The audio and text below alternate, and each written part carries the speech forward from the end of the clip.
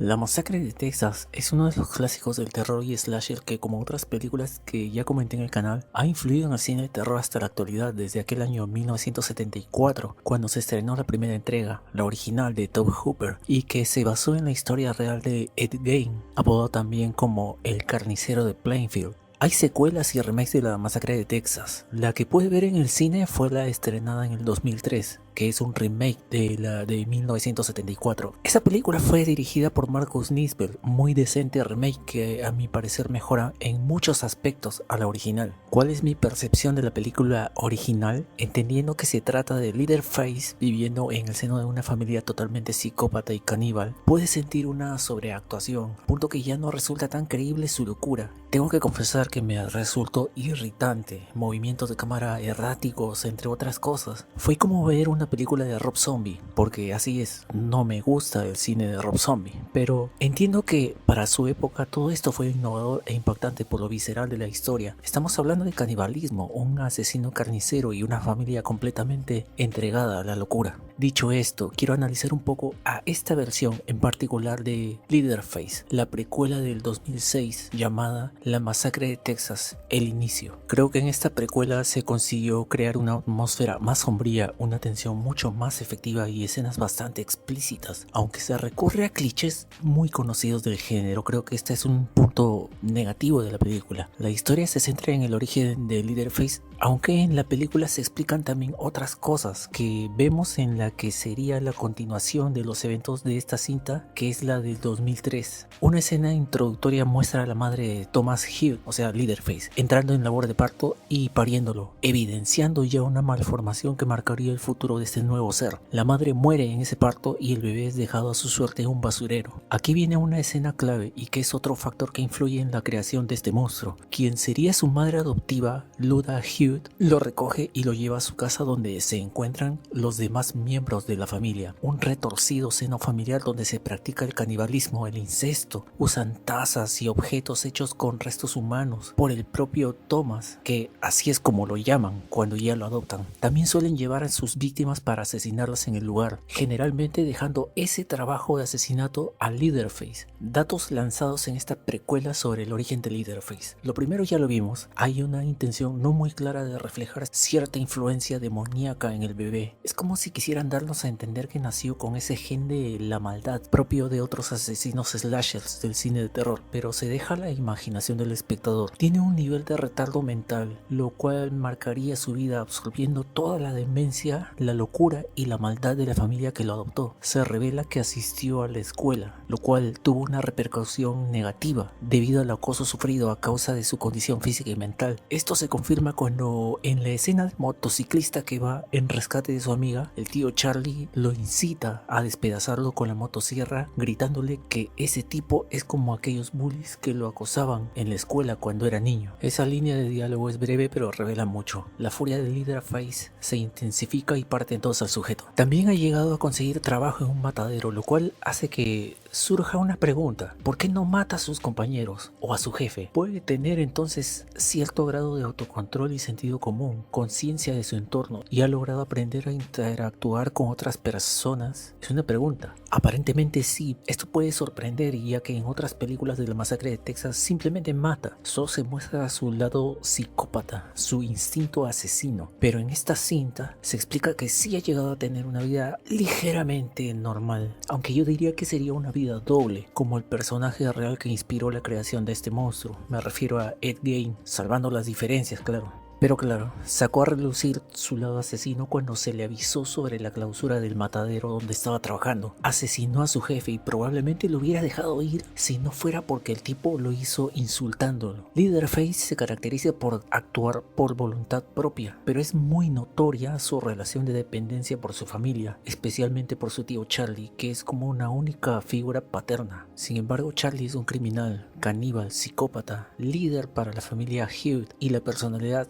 sádica de cara de cuero estuvo influida claramente por él. Es a quien obedece. El viejo puede gritarle, insultarle y siempre tendrá bajo control a Thomas. Una inconsistencia de la película es que si bien se trata de narrar el origen de Leatherface, solo se llegan a soltar datos importantes, pero no se ahonda más como se esperaría. Lo que sí sucede es que también se explican cosas sobre la familia en su totalidad y que explican cosas que vemos en los hechos vistos en la película que sigue con la historia que se cuenta acá, es decir, el remake, la película de 2003. ¿Por qué Charlie se hace pasar por el sheriff de la localidad, por ejemplo? Las piernas amputadas del tío Monty. En la secuela, Charlie usa una dentadura postiza. En esta película sabemos cómo es que perdió sus dientes y no sería un dato realmente relevante si no fuera porque el personaje de Dean en la precuela le reventó contra el suelo la cara al psicópata, cometiendo uno de los errores más irritantes en películas de este tipo, es decir, no rematarlo. ¿Es Leatherface el verdadero villano? Quiero plantear esta pregunta debido a que hay algo palpable en la película. En muchas escenas se ve a Charlie como un verdadero psicópata criminal con una mente tan retorcida que disfruta jugar con sus víctimas antes de dejarlas para que Thomas los termine por matar. Es él quien asesina de un tiro al último sheriff que quedaba en esa localidad de Texas. Lo hace justo cuando estaba por arrestar a Thomas luego de asesinar a su jefe. Se pregunta ¿qué se sentirá ser el comisario? Y asume ese rol por pura diversión y para engañar a los viajeros. Tampoco quiero dejar pasar por alto el hecho de que muestra un nivel de inteligencia interesante, además de persuasión. Así es como engaña a los jóvenes que en esta película lucharán en vano por sus vidas. ¿Hubiera sido Thomas Hewitt, o sea, Leatherface, lo que es si no hubiera crecido en el seno de esta familia? Creo que nunca lo sabremos. Hay algo maligno en él, pero nunca se explica, al menos en esta película, y creo que tampoco en las demás. La brutalidad de Charlie se muestra también cuando tortura a los hermanos Dean y Eric. Es altamente peligroso, incluso sin tener un físico como el que tiene su sobrino Thomas. Es un hombre viejo que podría ser reducido fácilmente, pero es también muy manipulador, como ya dije hace un momento, y es muy convincente. Su principal arma, al margen de la escopeta que se robó del sheriff, es precisamente su sobrino Leatherface, quien hace lo que se le ordena. Yo diría que es un villano secundario, podría ser el principal sin ningún problema, pero esto se trata de Leatherface, y es que fuera de ser obediente a Charlie, podría seguir cometiendo sus atroces crímenes por cuenta propia, pero ambos se complementan. El problema es que Leatherface no tiene suficientes apariciones en esta película particularmente, y más teniendo en cuenta que es una película relacionada a sus orígenes, las víctimas. No es un aspecto destacable, es un cliché en toda regla. Muy similar a lo que vemos en la secuela del 2003. Dos parejas de jóvenes que van a un concierto, se topan con un grupo de motociclistas durante una parada. Su destino queda marcado para la desgracia cuando son perseguidos por una mujer del grupo de motociclistas. Aparentemente les quiere robar, está armada. En la persecución los jóvenes chocan contra una pobre vaquita y terminan mal heridos. Aquí pasa algo ilógico, todos quedan sentidos, golpeados pero vivos, pero esa lógica se pierde por lo que le pasa a Chrissy, quien sale volando del vehículo.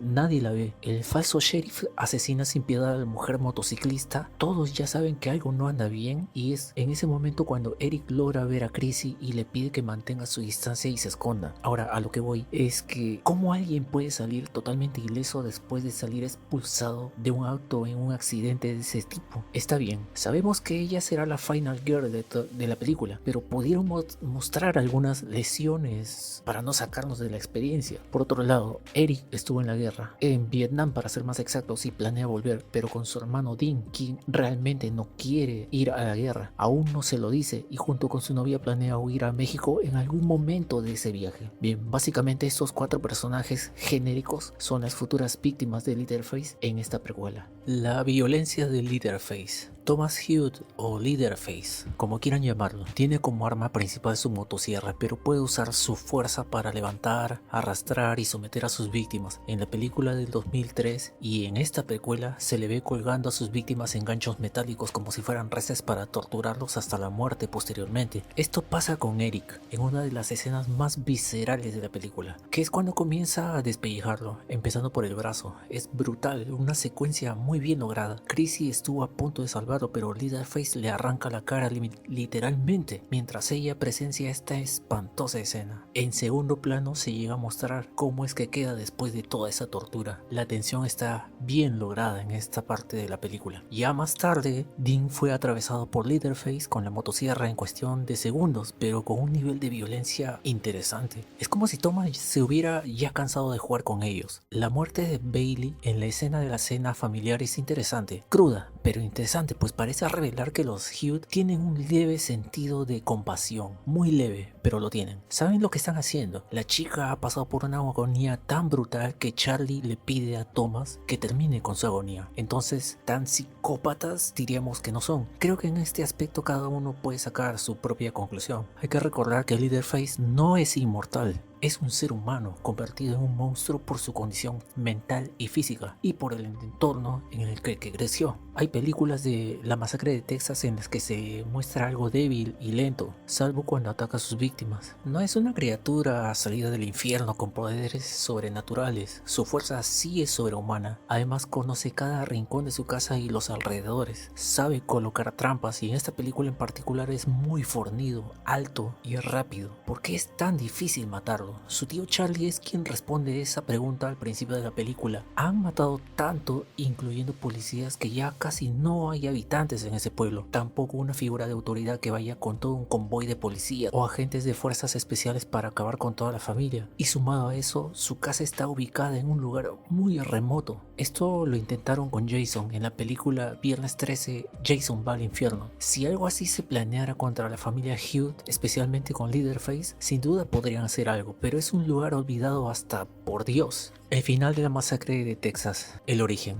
para mí sin duda es lo mejor de la película, porque nadie lo esperaba. El personaje de Chrissy logró escapar de la casa llegando al auto y lo sé, es un cliché descarado. 1000 veces visto, pero el elemento sorpresa funciona. Detrás estaba Leatherface, dentro del auto. ¿Cómo llegó ahí? Nadie lo sabe. Y la atraviesa con la motosierra haciéndole perder el control y arrollando a 2 policías que estaban en la carretera. Ella esperaba llegar hacia ellos para pedir ayuda, pero todo fue trágico para luego ver a Leatherface caminando a paso lento de regreso a casa con su retorcida familia. Lo que pasa poco tiempo después es lo que vemos ya en la película del 2003. Los escenarios, la atmósfera, la tensión es muy buena, aunque tiene muchos fallos. Es una película muy predecible. Esta cinta tiene varias incongruencias y momentos sin sentido, pero trae algunas cosas interesantes y honestamente no aburre y te mantiene pendiente de lo que pasa y se entrelaza bien con la del 2003. Leatherface es realmente imponente y sanguinario, al igual que Charlie, aunque Charlie no es imponente. Varios de los personajes se ven en la secuela, incluso los mismos actores los interpretan. Lo impactante de la figura de Leatherface es que personas y crímenes como los vistos en la película ocurren en la vida real. Obviamente todo tiene su inspiración en hechos reales y eso es lo que hace que la película gane puntos. Lástima que de origen tenga realmente muy poco. Para terminar, se dice que la película también se basa en una familia de asesinos seriales